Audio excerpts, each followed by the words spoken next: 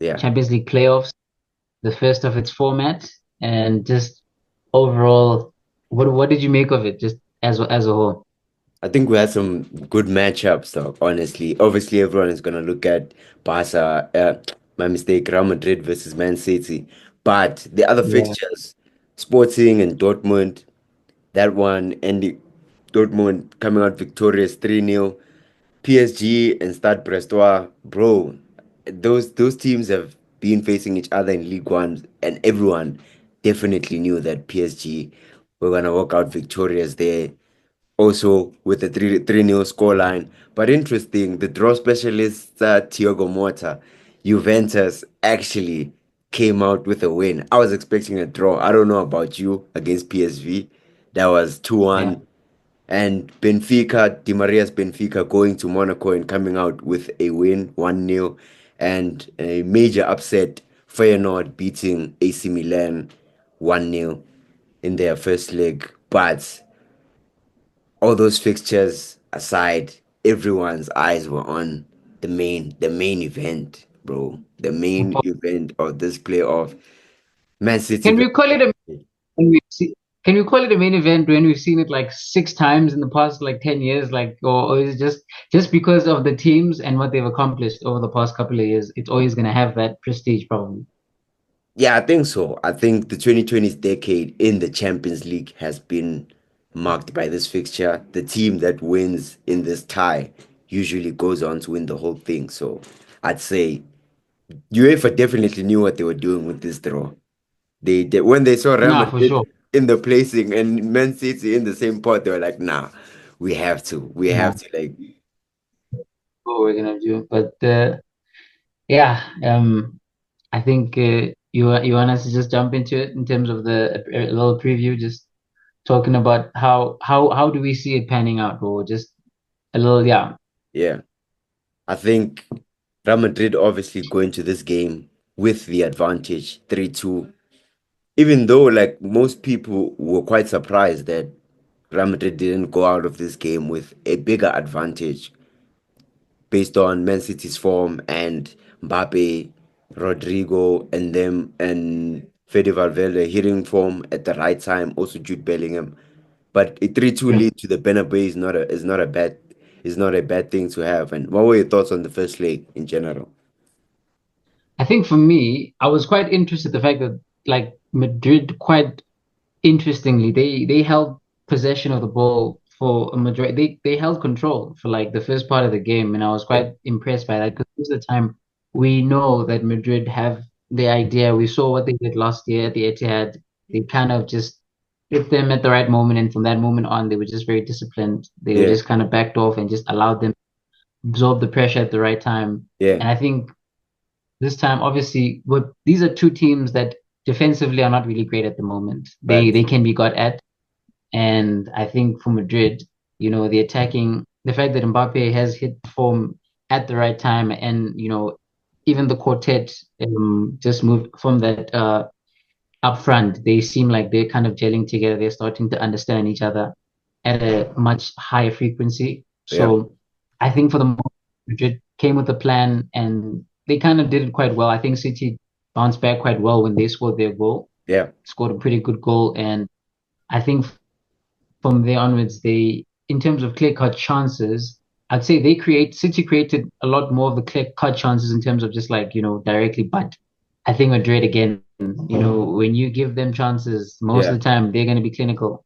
If yeah. even if it's on the counter or just give those opportunities. But Mina, for me personally, I need to give a special mention, or I need to note Edison. I think we're starting to see a bit of a decline because there was I think it was the Brahim Diaz goal. I Yeah. don't know. I feel like he could have done a bit better with that, in my opinion. I don't know. I just feel like we're getting to that point where he's not really. I think we've never really known Edison for being the imperious shot stopper. Except Like for in that that one in that season when ilk, they he's won the more known for treble.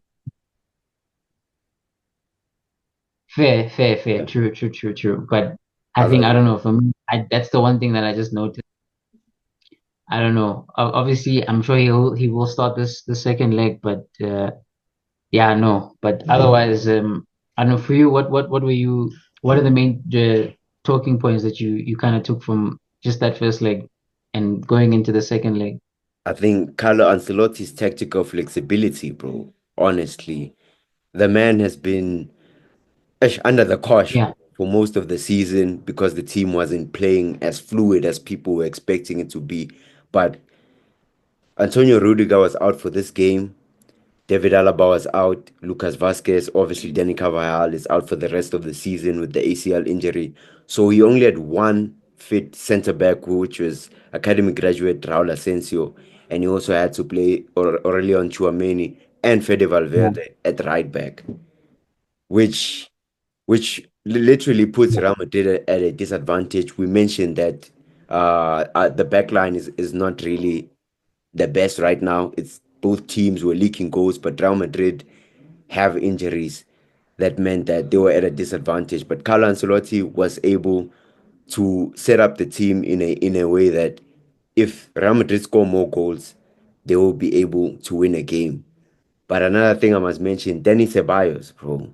yeah. Dennis Ceballos, him as the Cruz replacement, I think he obviously won't reach Cruz's level because Cruz is just top tier. But I think he has fit in and just did his role quite well as a ball rotator there in midfield, giving it to the likes of Bellingham, Rodrigo, Vinny, and Mbappe. That was my takeaway. I think Carlo Ancelotti has made some great adjustments in game two because John Stones was finding himself in a lot of pockets there because he was dictating there as the CDM in the first half. But Ancelotti made a few couple of changes, moving him closer to Camavinga, which was pretty great to see that he was able to outsmart Pep. Because in the past few battles, I can't lie, individual brilliance had to bail us out in some games against Manchester City. But this time, I think credit goes to the coach. Yeah, definitely. And I think now setting us up for the second leg, Yeah, do you see any scenario where Real Madrid mess this up? I think let me just say it from that perspective, because again, City, they have quality players. I'm looking at a certain Egyptian dude yeah, dropped a hat trick out of nowhere. Omar Marmoush. You see, I don't know, Savinho looking like an absolute peach of a winger, just all over the shop. They've got quality players, but do you see a scenario where Madrid can mess this up, going home with an advantage? yeah. Do you see them messing this up? Nah, Can I you? don't think so. Especially with the return of Antonio Rudiger and David Alaba to the squad, one of them is definitely going to start next to Okay. Raul Asensio in midfield, unless Ancelotti decides to stick with Aurelion Chouameni as his partner at the back. But it's at the Bernabeu, bro. If Real Madrid were playing this game at any other stadium, maybe Man City would have a chance to push it to extra time, maybe. But it's at the Bernabeu. The roof will be closed. It's just written that Real Madrid will definitely put the nail on the coffin and through to the next round. I don't know about you, bro. What do you think? There's a chance the City do have a chance to nick something?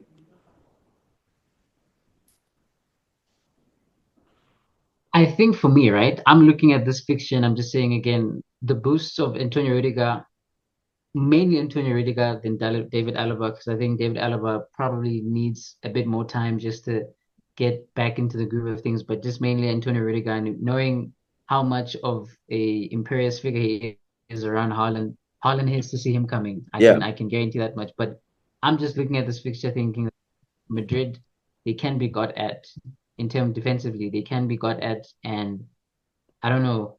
I'm just thinking if they can close down players like Savinho, Omar Marmoush, obviously Phil Foden, Kevin De Bruyne, if they can close them, because I'm just thinking if City can get that first goal, I don't know. Obviously, it's still the Bernabeu. Obviously, this is Champions League. This is their bread and butter. yeah, So I'm not thinking that even if City to score, but I'm just thinking if City were to score the first goal, who's to say? I think the first goal will be the most important from fact. each team. If Madrid can get that first goal, even if it's early, first 10 minutes, just calm the nerves, make sure that Vele already have the advantage, kill the game already. Not even though there's still going to be football left to play. If the first goal will probably be the most important going into this game. But one thing's for sure, it's going to be a great round of football. I think, from this perspective, this Champions League fixture format has kind of cooked because again, they're giving us um pretty. This is like a semi-final. This is a semi-final fixture, Yeah. and it's two definitely a big team is going to be knocked. So, but otherwise, no, I think it's going to be a great fixture to watch, and obviously we will be there to react no Yeah, matter what happens. But from my definitely. perspective, yeah, we'll just have to see. And with the other games that are happening Yeah. on Tuesday, do you think Feyenoord can hold on to their lead and knock Milan out?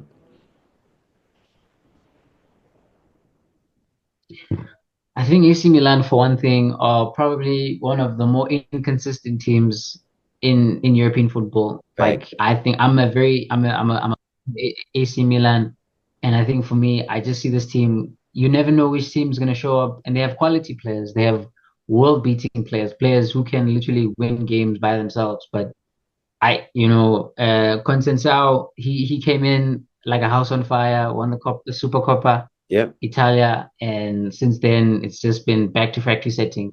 So I don't know what the game is. It's even the fact that it's playing at the San Siro. We've seen that Milan, it doesn't matter. They can show up and give Real Madrid a horrible time, and then the next game lose to freaking Udinese or Venezia. fact. So what I'll say, it's going to be a very interesting game to watch. I think Milan will definitely go for it. They'll Yeah, put a lot of pressure. Feyenoord, they're also a team that attack a lot, so I'm not expecting Feyenoord to just hold the lead. I'm expecting them to go for it, to get that second goal. Milan, so I think it's going to be an end-to-end game. I do feel like the quality of Milan will probably edge it. I think they've got the likes of João Felix, who for the most part has looked pretty good. I think, he's an enigma of a player just in yeah. general. So I don't When know when he's good, he's how good. When he's not, to yo, he's very yeah, he's yeah, yeah, Casper, just yeah, anonymous. yeah, So I think for me, I'll just probably Milan have the quality in terms of individuals who can just like make the difference. I think the likes of Tammy Abraham, can pull up on his day. I don't know if Christian Pulisic is going to be fit. I think he's fit. He's recovered because he had a hamstring injury not too long ago. So I think he'll be available for this one. But again, I'm looking at players like Tijani Rangers, probably one of the best midfielders in European football at the moment. yeah, Players like that, players like Rafael Leao, obviously, yeah, who can make the difference. I feel like he can do it, but I wouldn't be surprised if this game were to end 1-0 to Feyenoord or yeah, 0-0, just knowing Milan, but I'll give them the benefit of the doubt. yeah. Um, you were looking at Benfica and Monaco as being the fixture for Tuesday. Why is that? I think both teams like they have nothing to lose. Both teams have young, exciting teams with like a mixture of experience in there. Plus, Benfica versus Barcelona was one of the games of the season. So I'm hoping that the Estadio da Luz also Yeah, bring up a cracker for that game. But they bring a lead to Portugal, 1-0 yeah, lead away from home. I think they will seal it in there. I think all the other fixtures are quite straightforward, with Bayern also leading 2-1 there against Celtic, and they are going to the Allianz Arena this time. I think they'll seal the deal from there. But Club Brugge and Atalanta, we might see the defending Europa League champions get knocked out actually, because Club Brugge hold a 2-1 lead right now, going to Italy, which is very interesting because Atalanta were like a house on fire before December, and 2025 hasn't been great for them, bro. yeah. Honestly. It's been very, very inconsistent form. But I don't know. Home fixture, playing at home. I don't know. I feel like Atalanta might just get that European pedigree. I think, one thing we know about Atalanta, and they can surprise you. They can definitely surprise you, and I think this is no different. I think they have the players capable of, doing something and actually, like, but again, I won't count out Club Brugge. I won't count them out. Yeah, I think most of these, like, for the most part, you think comparing Wednesday's fixtures and Tuesdays and Wednesdays, you think that Wednesday has the heavier, like, weight of fixtures, but Yeah. Tuesday might surprise us. These might be very cracking games from all the teams Facts. because, again, as you said, lots of teams who don't have much to lose.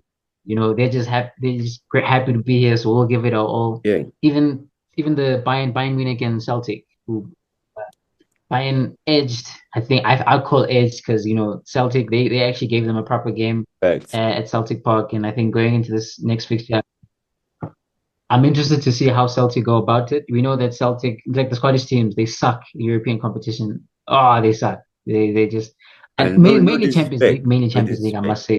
Yeah. No disrespect, no disrespect, but they do. They suck. So I think it's quite interesting to see. I'd love to see Celtic do something. Just to see how Bayern would react.